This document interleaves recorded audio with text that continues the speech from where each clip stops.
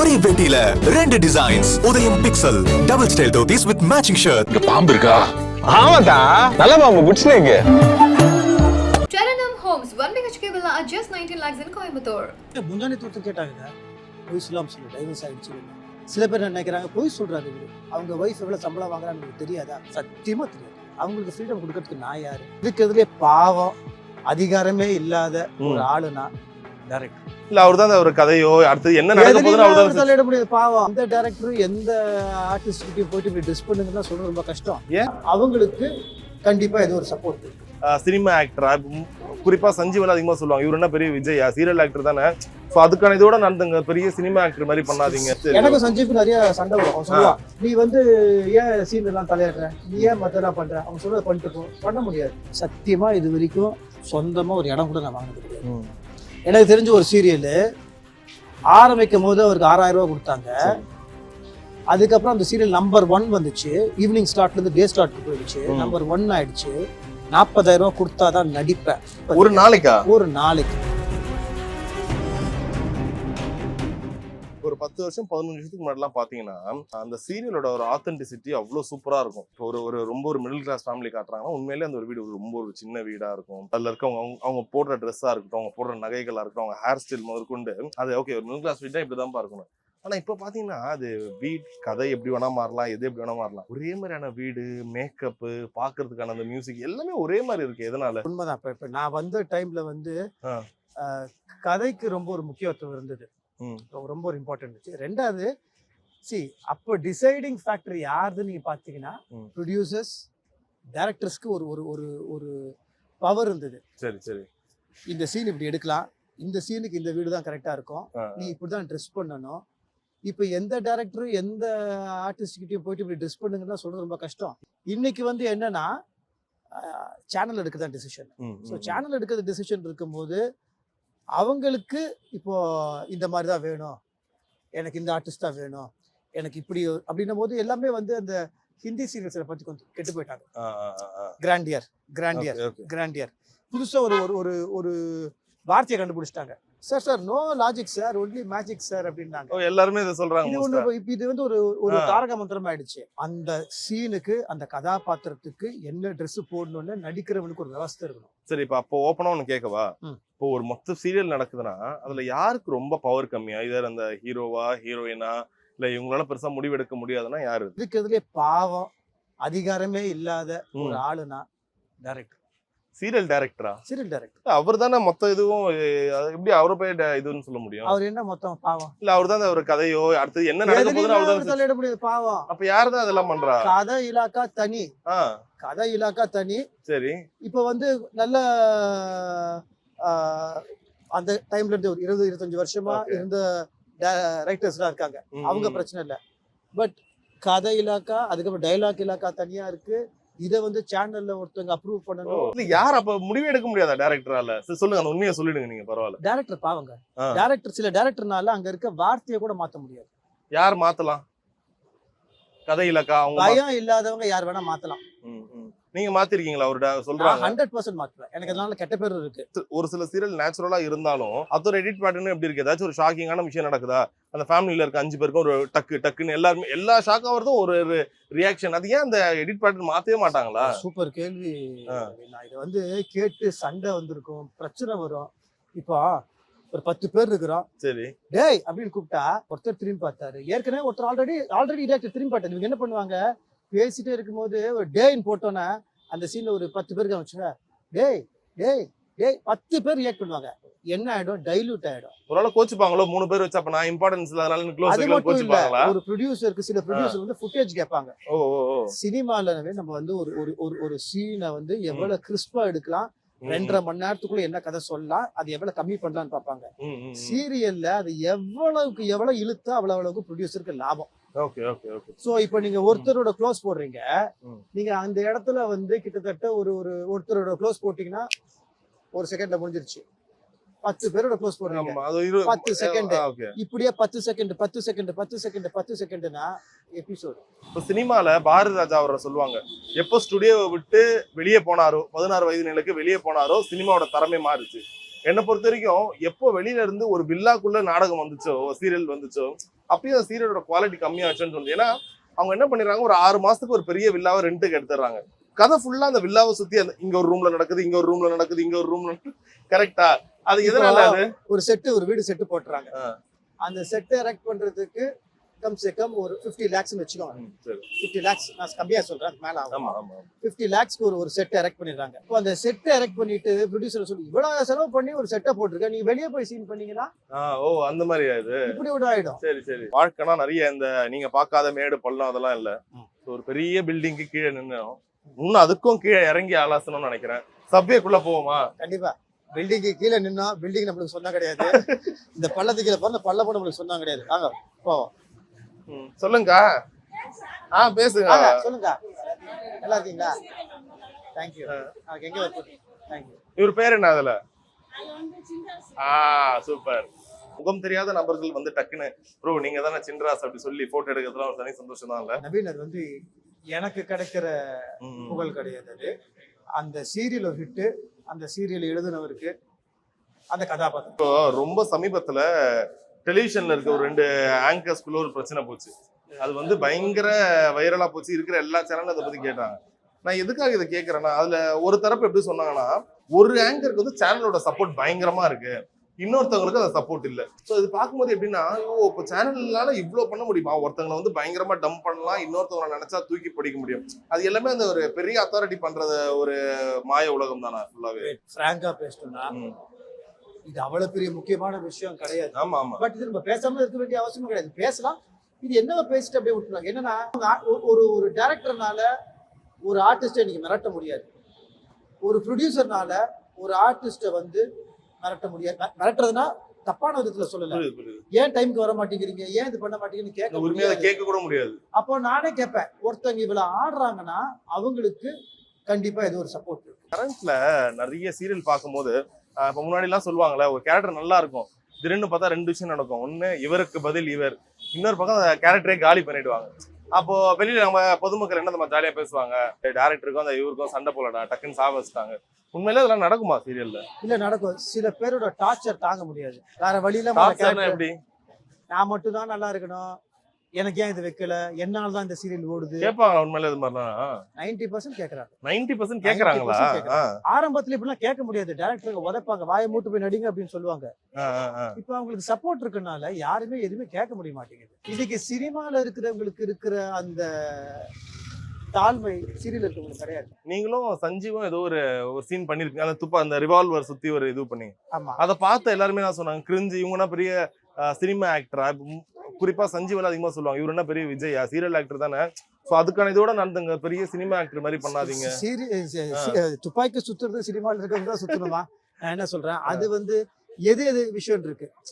சினிமால இருக்கவங்க தான் பண்ணா, சீரியல் இருக்கவங்க பண்ணா என்ன தப்பு? அது தப்பு கிடையாது. பட் இன்னொருத்தரை வந்து இப்ப சஞ்சீவ் சொல்றாங்கன்னா அதுக்கு வேற ரீசன்ஸ் இருக்கலாம். பட் அது வந்து அது அவனோட சார்ந்த விஷயம், அதுக்குள்ள நான் போக முடியாது. அப்படியே மழை பெய்யும் போலயே. நல்லா மழை பெய்யும், சூடா டீ சாப்பிட்டே பேசலாமே. டீ சாப்பிடலாமே அண்ணா, 2 டீ. உட்கார்ந்து உங்க இதுவே அப்படி சூப்பரா பாப்பேன். அப்படியா? வரேன் 5:30 மணிக்கு இங்க கடைக்கு வரேன். 5:30 மணிக்கு கடைக்கு வந்தாலும் போவேன் 11 மணிக்கு. ஆனா உங்களுக்கு வந்ததுன்னா அதை பார்த்துட்டு தான் படுப்பேன். 11 மணி ஆகும்.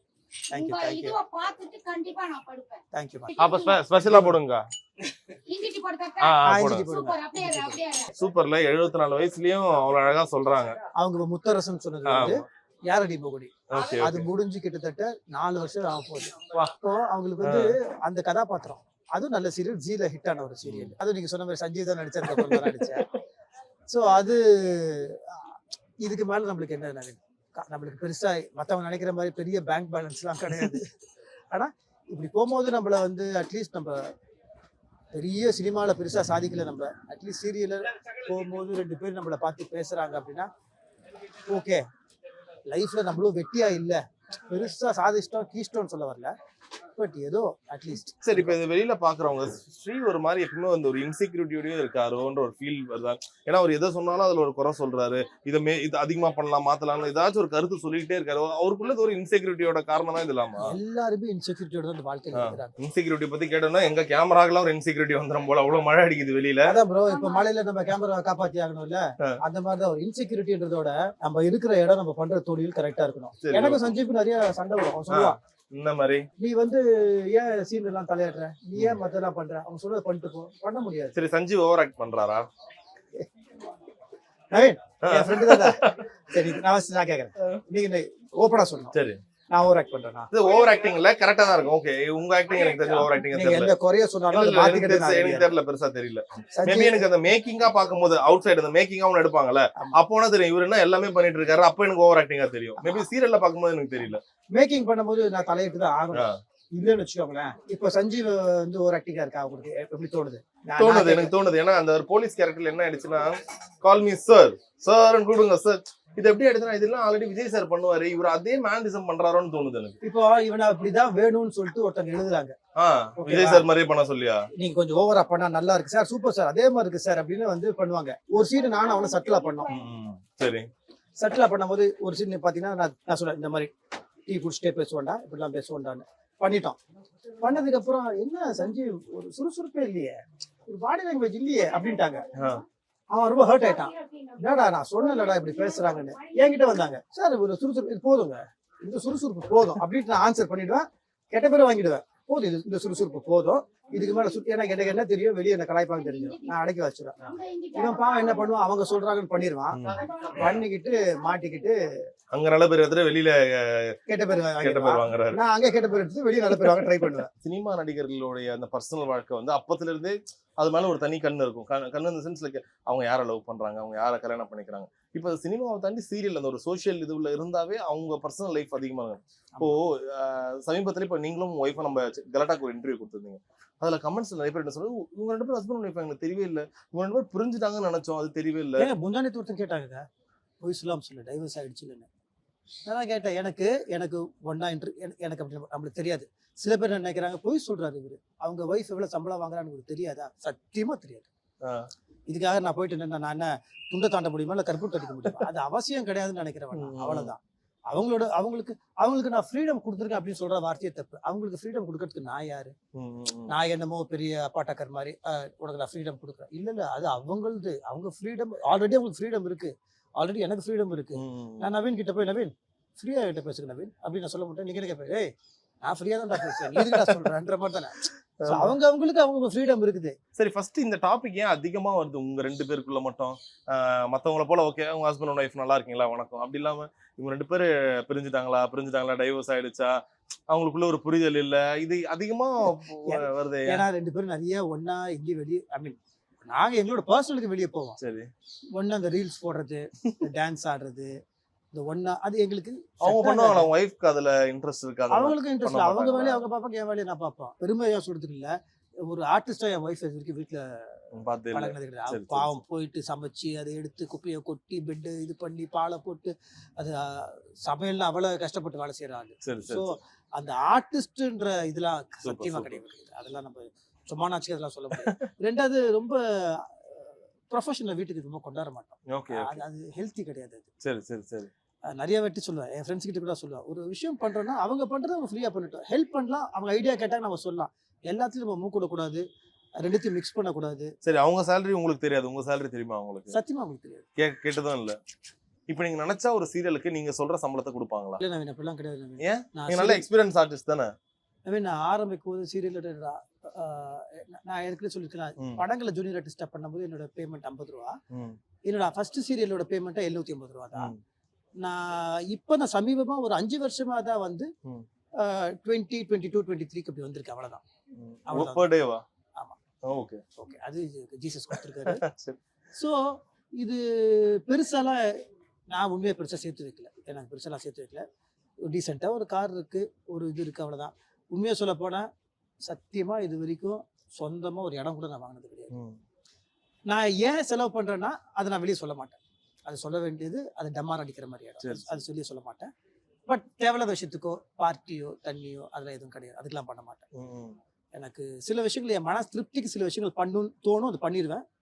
அது வலது கை கொடுக்குறது இடது கை தெரியும். அது சரி, இப்போ நீங்க ஓப்பனா சொன்னீங்க, இப்போ உங்களோட சம்பளம் மேபி ஒரு நாளைக்கு ஒரு 20-22 வாங்குறீங்கன்னு. ஆனா இந்த 20-22க்கு நீங்க ஒரு 22 இயர்ஸ் உழைச்சிருக்கீங்க. நான் அடி செருப்படி வாங்கிட்டேன். இவ்வளவு அடி வாங்கி தான் இந்த 22,000 வாங்குறீங்க. ஆமா. ஆனா இப்போ சமீபத்துல நான் கேள்விப்பட்டேன், ஒரு ஆக்ட்ரஸ், அவங்க பேர் சொல்ல விரும்பல, ஒரு நாளைக்கு அவங்க வந்து 45,000 டிமாண்ட் பண்றாங்க பெர் டே. அந்த சேனலும் கொடுத்துட்டு தான் இருக்காங்க. உண்மையா கொடுக்குறாங்க? அந்த மாதிரி 45,000 தன்னம்பிக்கை இல்ல ப்ரோ. அதனாலதான் சீரியல் ஓடுதுன்னு என்னைக்கு இவங்க நம்புறாங்களோ அப்பதான். சரி சரி. நீங்க என்ன 40,000 ரூபாய் போறீங்க? எனக்கு தெரிஞ்ச ஒரு சீரியல் ஆரம்பிக்கும் போது அவருக்கு 6,000 ரூபாய் கொடுத்தாங்க. அதுக்கப்புறம் அந்த சீரியல் நம்பர் 1 வந்துச்சு. ஈவினிங் ஸ்லாட்ல இருந்து டே ஸ்லாட்க்கு போயிடுச்சு, நம்பர் 1 ஆயிடுச்சு. 6,000 இருந்து ஒரு ஏற்றம் கேட்கலாம், ஒரு இன்க்ரிமெண்ட் கேட்கலாம். ஏன்னா 4 வருஷம் 3 வருஷம் போறதுனால சார் ஒரு 2,000 ஏத்துங்க, இல்ல எதுக்கு ஏத்துங்க, இல்ல நான் 6,000 சொல்ல வரல, அவங்க எவ்வளவு பேமெண்ட் வாங்குறாங்களோ அதுல இருந்து 2,000-3,000 ஏத்தலாம். 40,000 ரூபாய் கொடுத்தாதான் நடிப்பேன். 6,000 இருந்து 40,000. 40 ஒரு நாளைக்கா? ஒரு நாளைக்கு. அவரை இவங்க இன்ஸ்டால எல்லாம் ஆள் வச்சுப்பாங்க, அது ஒரு வேலை இருக்கு தெரியுமா? இவங்க ஒரு கேங் வச்சுப்பாங்க, இவங்க ஆளு இவங்க ஃபேன் பேஜ், இவங்களே சூப்பர்னு போட்டுக்கிறது, இது ஒரு கும்பல் இருக்கு. இவர் இல்லைன்னா நாங்க சீரியலை பார்க்க மாட்டோம், யார் இல்லைனாலும் பார்ப்பாங்க. யார் அடிமொழியில சஞ்சீவ் நடிச்சிட்டு இருந்தான், சஞ்சீவ் போனதுக்கு அப்புறம் யாரும் பார்க்க மாட்டாங்க. நாங்களா நான் நடிச்சாலும் பார்த்தாங்க, எனக்கு வந்து வேற நடிச்சாலும் பார்த்துப்பாங்க. வானத்தை போல வேற ஒருத்தர் நடிச்சாரு, அவர் நல்லா தான் நடிச்சாரு, அவரு போயிட்டாரு, நான் நடிச்சேன் பார்த்தாங்க. நான் போயிருந்தாலும் நவீன் நீங்க நடிச்சாலும் பார்ப்பாங்க. என்ன ஒழுங்கா நம்ம நடிக்கணும், அந்த கேரக்டரை வந்து ஜஸ்டிபிகேஷன் பண்ணலாம், அவ்வளவுதான். இது படம் கிடையாது. நம்ம என்ன இவரு போட்டா இவருக்கு வந்து பிசினஸ் இருக்கு, இவருக்கு ஓவர்சீஸ்ல இருக்கு, சேட்டலைட்ல இவர்கள் வாங்குவாங்க, ஒன்றும் கிடையாது. கதை மட்டும்தான். அதை தெரியாம சில பேர் ஆடுறாங்க. அது சில பேருக்கு வந்து என்னன்னா, முக்கால்வாசி பேர் கெடுக்கிறதே வந்து இந்த சேனல்காரங்க. ஆனா உங்களுக்கு அது வருத்தமா இல்லையா? நான் இவ்வளவு வருஷமா இருக்கேன், என்னால அந்த 20-22 தான் இருக்கு, ரொம்ப ஈஸியா 45-50 கேக்குறாங்க. சத்தியமா சார் அதிகபட்சம் எவ்வளவு வரைக்கும் போகுது சார்? இப்போ அந்த நான் கேக்குறேன், இவ்வளவு டிமாண்ட் பண்ணாலும் கொடுக்க தயாரா தான் இருக்காங்க பெர் டே? இருக்கு. வெறும் சீரியல் ஆர்டிஸ்ட்னா இப்போ வந்து 30 ரூபா 40 ரூபா வாங்குறவங்களாம் இருக்காங்க. சினிமால இருந்து வந்தவங்களுக்கு கொஞ்சம் ஜாஸ்தியா இருக்கும். எவ்வளவு நாள் இருக்கும் இந்த 40 ரூபா வாங்குறவங்களுக்கு? எவ்வளவு நாள் இருக்கும் ஒரு மாசத்துக்கு ஷூட்? புளிஞ்சு எடுத்துருவாங்க. பட் என்னதான் இருந்தாலும் ஒரு ப்ரொடியூசர்னால எப்படி கட்டுப்படி ஆகும்? மினிமம் ஒரு 15 நாள் 10 நாளாச்சு இருக்குமா? 10 நாள் இருக்கும். 10 நாள் 4 லட்ச ரூபா மாசம் கேரண்டி. அது கேரண்டியா வந்துரும். பட் சில நேரங்களில் ப்ரொடியூசருக்கு லாஸ் ஆயிடும். புதுசா ஒருத்தவங்க வராங்க, புதுசானா ஒரு 30ல இருக்காங்கன்னு வைங்க, அவங்க வந்து ரொம்ப வருஷமா சீரியல் நடிக்கணும். இல்ல ஆம்பளை பொறுக்கி பசங்களுக்கு வயசுலாம் கிடையாது. சரி ஏஜ் இதுவே விட்டுருங்க. நான் எப்படியாச்சும் சீரியல் நடிக்கணும், ஏதாச்சும் ஒரு வாய்ப்பு வாங்க, நீங்க எல்லாம் சீரியல் நடிக்கிறீங்களே, ஒர்க் பண்றீங்களான்னு கேட்டா உங்களோட அப்ரோச் என்னவா இருக்கு? மோஸ்டா சில பேரு தப்பான விஷயங்களை பண்ணும்போது வேண்டாம் அப்படின்னு தூக்கி போட்டு வரவங்களும் இருக்காங்க. சரி. சண்டை போட்டவங்களும் இருக்காங்க. எனக்கு தெரிஞ்சு செருப்பு கழட்டி அடிச்சவங்களும் இருக்கிறாங்க. சரி. நான் சொல்றது சேனல்ல, ஓகேவா? எந்த சேனல்லும் உள்ள போக வேண்டாம். செருப்பு கழட்டி அடிச்சவங்களும் இருக்காங்க, காலில் விழுந்து மன்னிப்பு கேட்டவங்களும் இருக்காங்க. அதே சமயங்கள்ல சில பேர் வந்து ஓகே அப்படின்னு போனவங்களும் இருக்காங்க. இதுல நம்ம வந்து 2 பக்கமும் தப்பு இருக்கு, கேட்டவனும் தப்பு. ஸோ இதுல வந்து என்னன்னா, இது நிறுத்துறதுக்கு ஒரே வழின்னா பயம் வரணும். இப்படிலாம் நம்ம கூப்பிட்டோம்னா அவங்க வெளியே போய் சொல்லிடுவாங்களே அப்படின்ற ஒரு பயம் கண்டிப்பா இருந்தாதான் இது நடக்காது. இல்லைன்னா இது கண்டிப்பா வந்து not only in serial, not only in cinema, everywhere ஒரு பயம் இல்லைன்னா இவனுங்க ஆடுவானுங்க. ஒரே பெட்டியில 2 டிசைன்ஸ். உதயம் pixel double style dhotis with matching shirt. இங்க பாம்பு இருக்கா? ஆமாடா, நல்ல பாம்பு, good snake. Charanam Homes, 1 BHK villa at just 19 lakhs in Coimbatore.